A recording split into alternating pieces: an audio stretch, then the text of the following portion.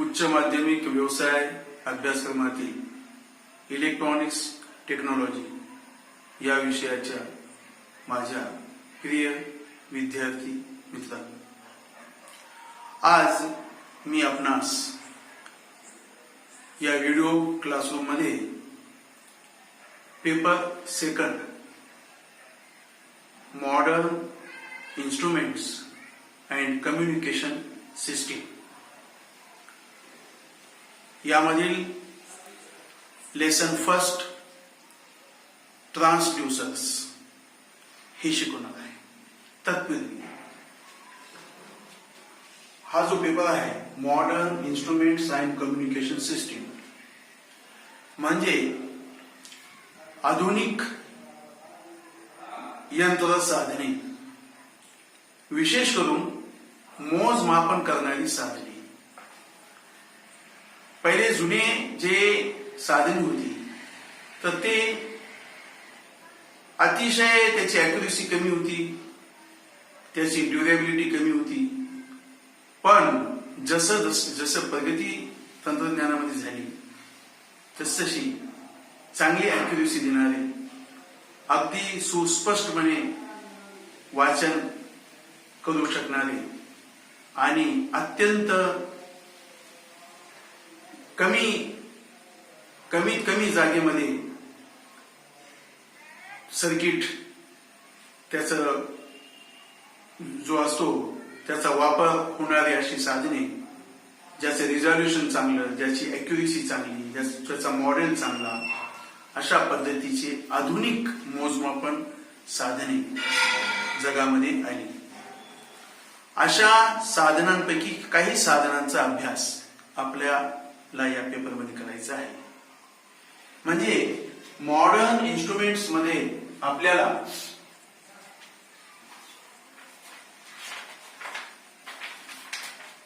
ट्रान्सड्यूसर्स,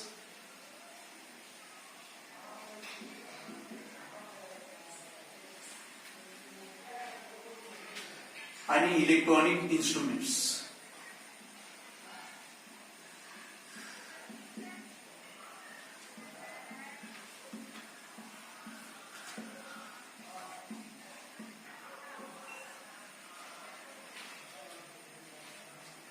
हे धडे आपल्याला शिकायचे आहेत. आणि मॉडर्न कम्युनिकेशन सिस्टीम म्हणजे दळणवळणाच्या पद्धती, माहिती देवाणघेवाण, इन्फॉर्मेशन ची जी आहे ती देवाणघेवाण, ही आपल्याला सिस्टीम या पेपरमध्ये शिकायची आहे. त्या कम्युनिकेशन सिस्टीम मध्ये आपल्याला इलेक्ट्रॉनिक कम्युनिकेशन,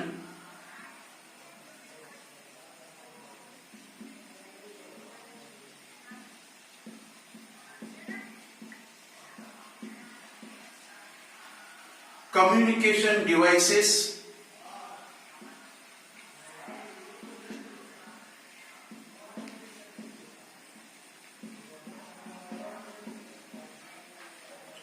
आणि टीव्ही रिसिव्हर्स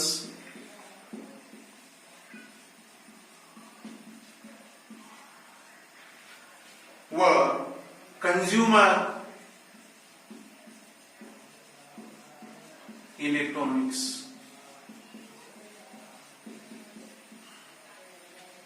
डिव्हाइसेस.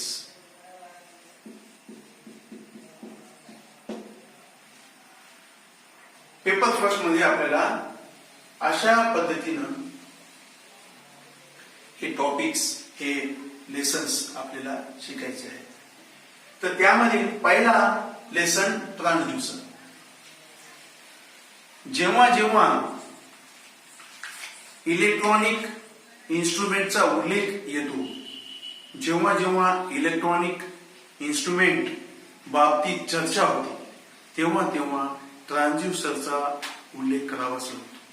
कारण ट्रान्सड्यूसर शिवाय कोणताही इन्स्ट्रुमेंट इलेक्ट्रॉनिक्सचा मोजमापन करू शकत नाही.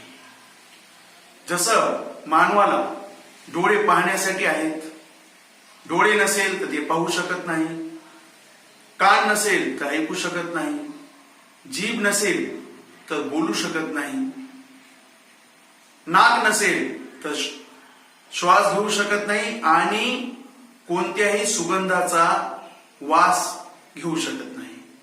त्याच पद्धतीनं ट्रान्सड्युसर हे जर नसतील तर कोणताही इलेक्ट्रॉनिक इन्स्ट्रुमेंट्स मोजमापन करू शकणार नाही. अशा महत्वाच्या साधनाविषयी आपल्याला शिकायचं आहे. तर पूर्वी आपण इलेक्ट्रॉनिक इन्स्ट्रुमेंट सिस्टीम म्हणजे काय, इन्स्ट्रुमेंटेशन सिस्टीम म्हणजे असा विषय की ज्याच्यामध्ये इन्स्ट्रुमेंटचा सखोल अभ्यास केलेला आहे, त्या विषयाला इन्स्ट्रुमेंटेशन सिस्टीम असे म्हणतात. इन्स्ट्रुमेंटेशन मध्ये महत्वाचे जे घटक आहेत ते घटक आहेत इनपुट सिस्टीम मध्ये इनपुट डिव्हाइस,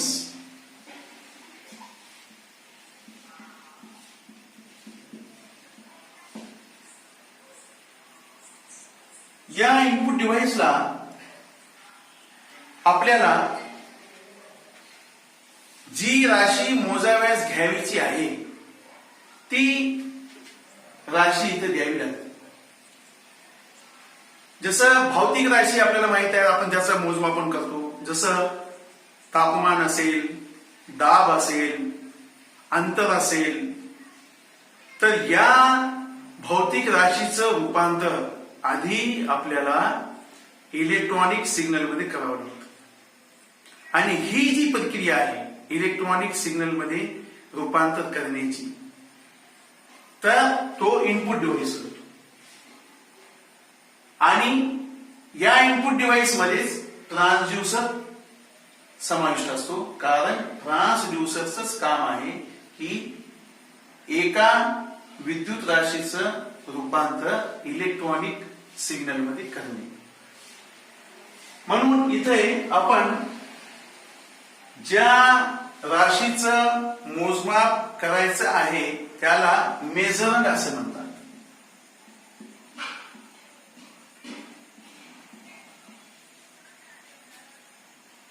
मग हा इनपुट डिव्हाइस या राशीचं, भौतिक राशी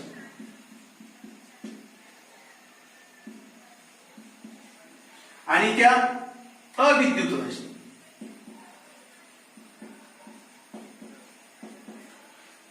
मग ते टेम्परेचर असू शकेल किंवा प्रेशर असू शकेल किंवा डिस्प्लेसमेंट असू शकेल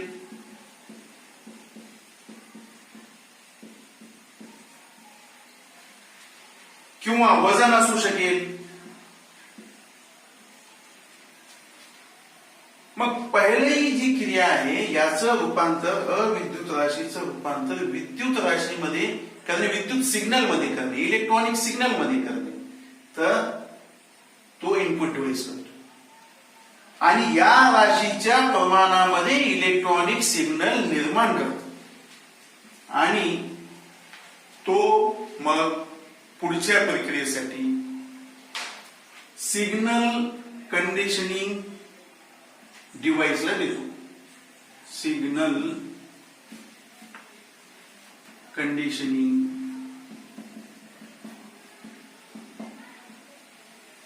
डिव्हाइस किंवा याला आपण सिग्नल प्रोसेसिंग डिव्हाइस असं सुद्धा म्हणू शकतो.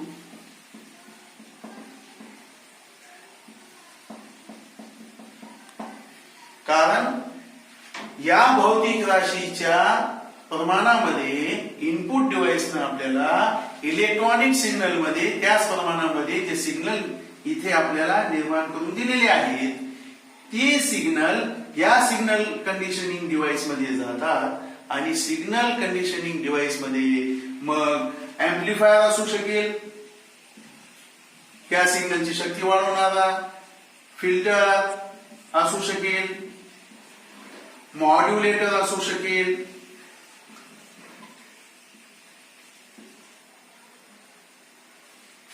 मग हे जे सर्किट्स आहेत इलेक्ट्रॉनिक्सचे या सिग्नल कंडिशन डिव्हाइस मध्ये ते त्याच्यावर प्रक्रिया करतात, त्याच्यावर प्रोसेस करतात आणि मग असा फॉर्मॅट तयार करतात की जो नंतर पुढे आउटपुट डिव्हाइसला रिझल्ट दाखविण्यासाठी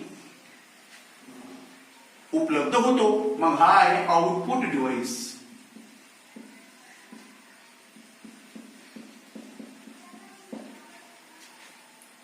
तर तुमच्या प्रक्रिया लक्षात आली. इन्स्ट्रुमेंटेशन सिस्टीम मध्ये महत्वाचे जे घटक आहेत ते आहे input device, signal conditioning device आणि आउटपुट डिव्हाइस. इनपुट डिव्हाइस काय करतो? अविद्युत राशीचं रूपांतर त्या भौतिक राशीच्या प्रमाणामध्ये इलेक्ट्रिकल सिग्नल मध्ये निर्माण करून तो सिग्नल कंडिशनिंग डिव्हाइस कडे पाठवतो. मग सिग्नल कंडिशनिंग डिव्हाइस त्याच्यावर प्रक्रिया करतो, त्याची शक्ती वाढवतो, त्याला शुद्ध करतो आणि त्याचं एक फॉर्मॅट तयार करतो की जो आउटपुट डिव्हाइसला समजेल आणि मग तो प्रोसेसिंगसाठी रिझल्टच्या प्रोसेसिंगसाठी मग तो आउटपुट डिव्हाइस कडे जातो. मग आउटपुट डिव्हाइस याच्यामध्ये एलसीडी स्क्रीन असेल डिस्प्ले किंवा एलईडीच्या स्वरूपामध्ये डिस्प्ले असेल किंवा सीआरओ असेल किंवा कॉम्प्युटर असेल किंवा एखादा रेकॉर्डर असेल. मग त्याच्या किंवा पॉइंटर असेल, मीटर असेल. मग आपल्याला हा इन्स्ट्रुमेंट या भौतिक राशीची किंमत काय आहे, त्याची क्वांटिटी किती आहे, तो आपल्याला इथं आपल्याला वाचन आपण करू शकतो. मग याच्यावर प्रश्न सुद्धा येऊ शकतो. What R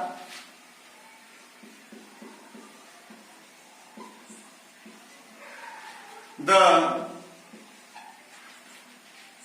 important elements in instrumentation system. Instrument system.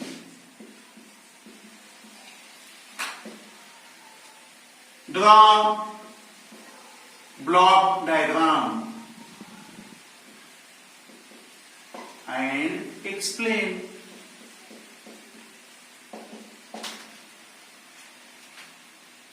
मग या प्रश्नाचं उत्तर तुम्ही काय देणार की there are 3 main elements in instrumentation system. Number 1 input device, number 2 signal conditioning device आणि नंबर 3 आउटपुट डिव्हाइस. नंतर त्याचा ब्लॉक डायग्राम काढणार. अशा पद्धतीनं block diagram of instrumentation system आणि त्याचे एक्सप्लेनेशन करणार. जसं मी तुम्हाला प्रत्येक ब्लॉकचं एक तुम्हाला मी एक्सप्लेनेशन सांगितलेलं आहे.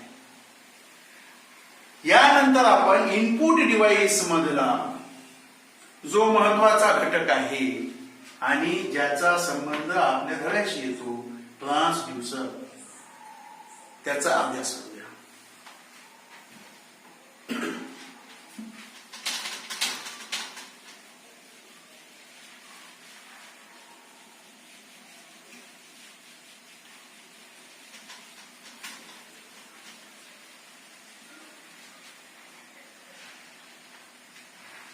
मग what is transducer?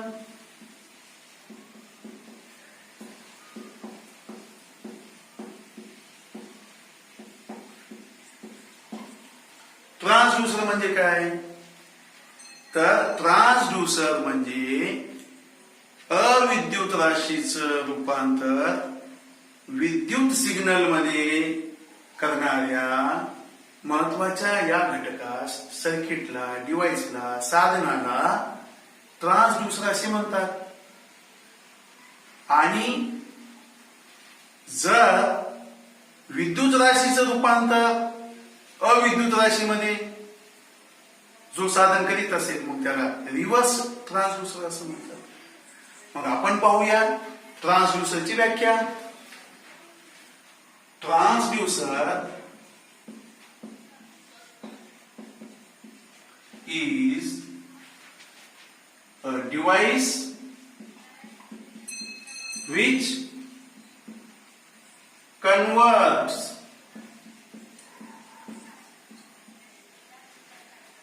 non-electrical quantity into electrical or electronic signals.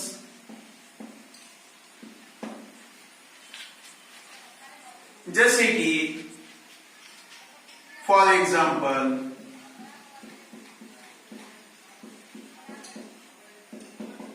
Mic.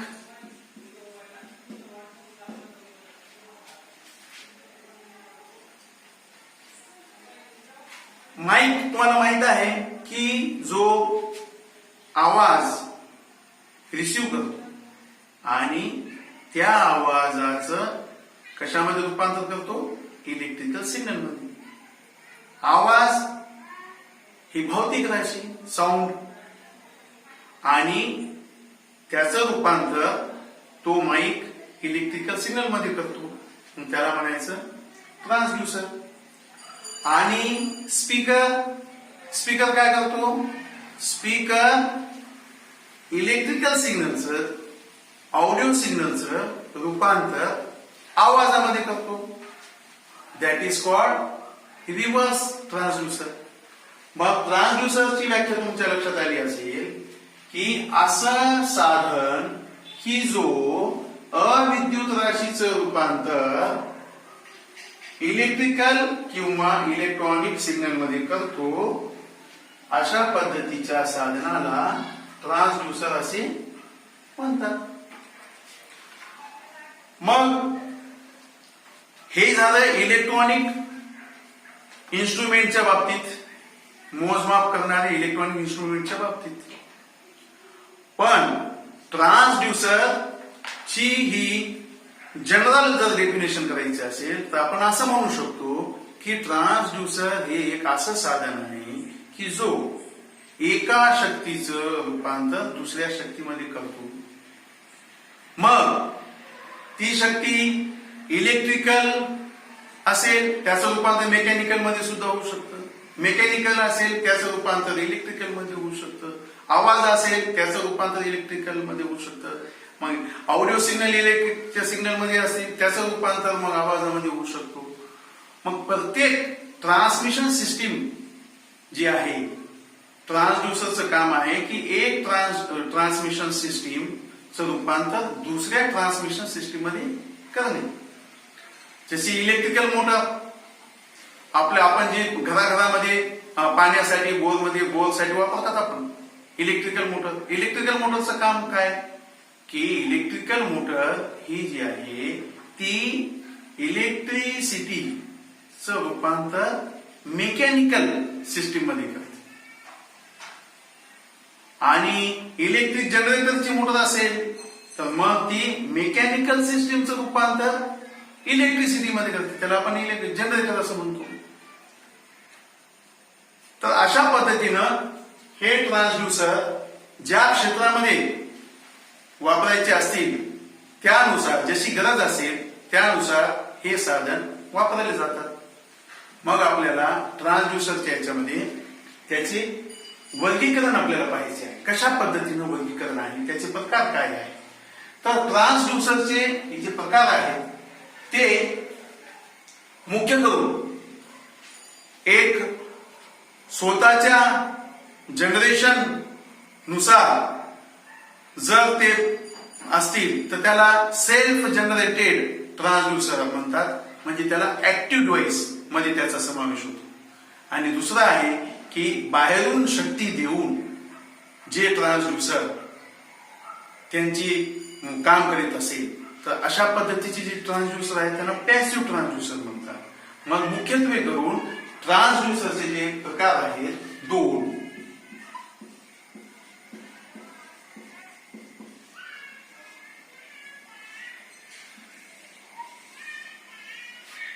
Number 1 active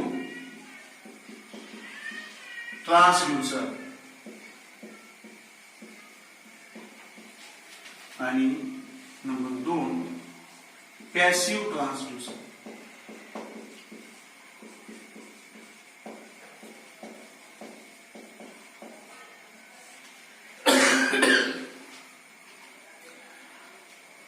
active transducer याला सेल्फ जनरेटेड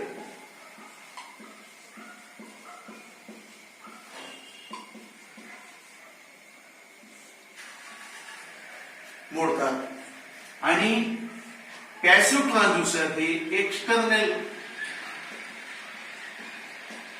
जनरेटेड मध्ये मोडतात. जसे थर्मोकपल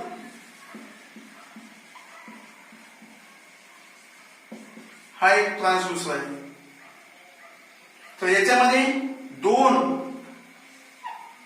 डिसिमिलर मेटल्स म्हणजे वेगवेगळे मेटल्स, हा मेटल नंबर 1, हा मेटल नंबर 2, याला जर आपण जोडलं आणि याच्या या जोडाला जर समजा एखाद्या मेणबत्तीनं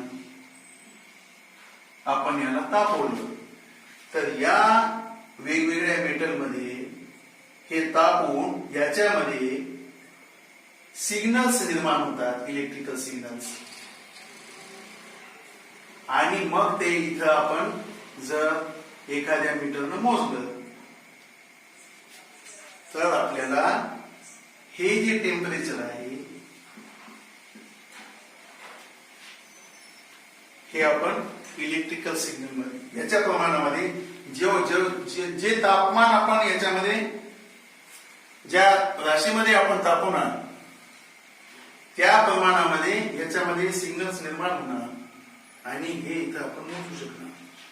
म्हणजे इथं कोणत्याही बाह्य शक्तीचा, इलेक्ट्रिकल सिग्नलचा किंवा बॅटरीचा उपयोग केलेला नाही, याला कोणतीही जोडणी केलेली नाही.